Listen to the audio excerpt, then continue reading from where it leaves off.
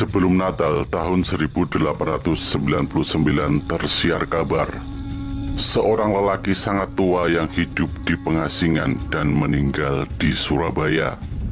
Surat kabar berbahasa Belanda mengatakan lelaki itu nampak berusia lebih dari 100 tahun. Sebulan setelah itu, satu surat kabar membeberkan informasi yang sangat mencengangkan. Lelaki tua itu adalah Sultan Banten terakhir. Sultan Maulana Muhammad Safiuddin diasingkan pemerintah Belanda ke Surabaya, Jawa Timur pada tahun 1832. Sebelumnya pada tahun 1808, Gubernur Jenderal Herman Willem Daendels membubarkan Kesultanan Independen Banten. Sir Thomas Stamford Raffles yang berkuasa di Pulau Jawa pada tahun 1811 sampai dengan 1815 memaksa Sultan menyerahkan tahtanya karena keluarga kesultanan melakukan perlawanan. Caroline Drienhuisen dalam tulisannya di javapost.nl mengatakan Kesultanan Banten saat itu hancur total. Sejarawan Martijen Eikhoff dan Meireke Bombergen menyebutkan sebagai Kartago modern.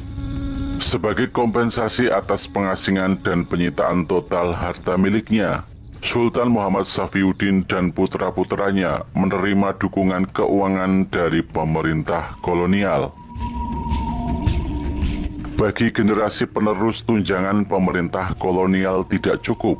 10 tahun setelah wafatnya Sultan Muhammad Safiuddin, tepatnya pertengahan Agustus tahun 1909, polisi Belanda di Surabaya menangkap sepasang suami istri pengemis.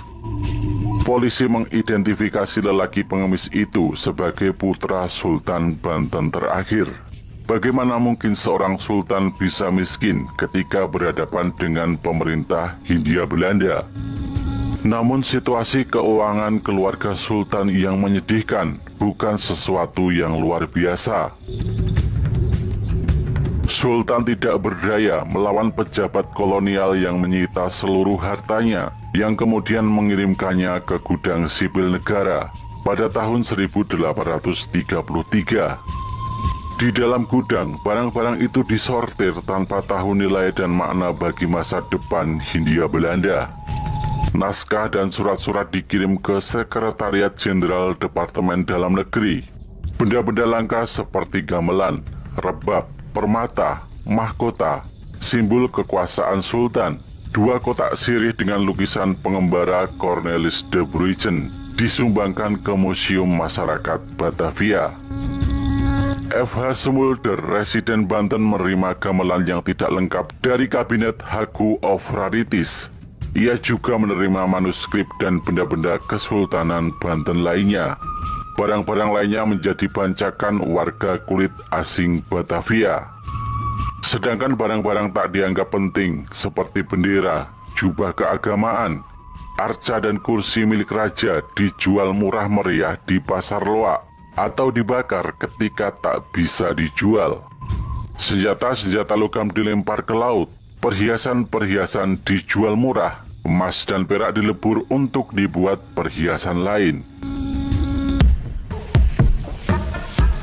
Freyse dan Weiser, 2 warga Eropa non-Belanda di Batavia, menyadari pentingnya benda-benda tersebut.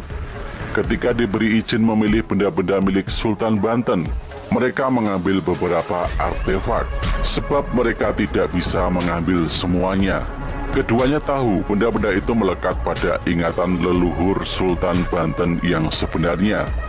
Benda-benda itu adalah pusaka Kesultanan Banten tak ternilai harganya.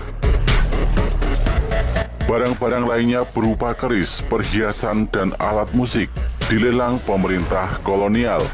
Setengah dari hasil lelang diinvestasikan dalam bentuk-bentuk sertifikat obligasi atau untuk membayar utang Daendels. Sesuai peraturan, Sultan menerima 9% bunga obligasi tahunan. Namun tidak ada yang tahu apakah semua itu dibayarkan ke keluarga Sultan di pengasingan. Selama abad ke-19, wilayah Banten menjadi milik Belanda yang utama di Indonesia. Banten adalah simbol besar bagi Belanda tentang bagaimana sebuah kerajaan dihapus dari peta. Sejak kedatangan VOC, Banten terus-menerus melawan siapapun yang berusaha mengontrol dan menjadikannya negara vasal. Perlawanan berlanjut saat Daendels dan Raffles tiba. Sultan dan Kesultanan Banten harus dihapuskan karena membahayakan. Pada tahun 1945, ketika Belanda kembali berusaha menjajah, Jenderal Sepur memberi perhatian khusus kepada Banten. Selama 1 abad setelah pembuangan Sultan Muhammad Safiuddin, kurator Museum Masyarakat Batavia terus mencari benda-benda pusaka yang masih berada di tangan keturunan Sultan yang dimiskinkan dan pihak-pihak lain yang berkepentingan. Alasannya sederhana. Benda-benda pusaka itu berpotensi digunakan keluarga Sultan atau orang-orang keraton Kesultanan Banten yang lolos dari pengejaran Belanda, membaptis diri sebagai keturunan Sultan Banten yang sah dan mengobarkan perlawanan. Pada tahun 1865 misalnya, Bupati Serang Raden Adipati Condronegoro menyerahkan barang-barang milik Sultan Banten terakhir berupa tempat tidur berlapis cermin dengan kotak naskah di bawahnya. Ratu Siti Aminah, istri Raden Adipati Condronegoro, juga harus menyerahkan benda-benda yang diketahui milik Sultan Banten terakhir. Jelang pergantian abad, kurator Museum Masyarakat Batavia membeli barang-barang milik Sultan Banten terakhir dengan harga yang sangat murah.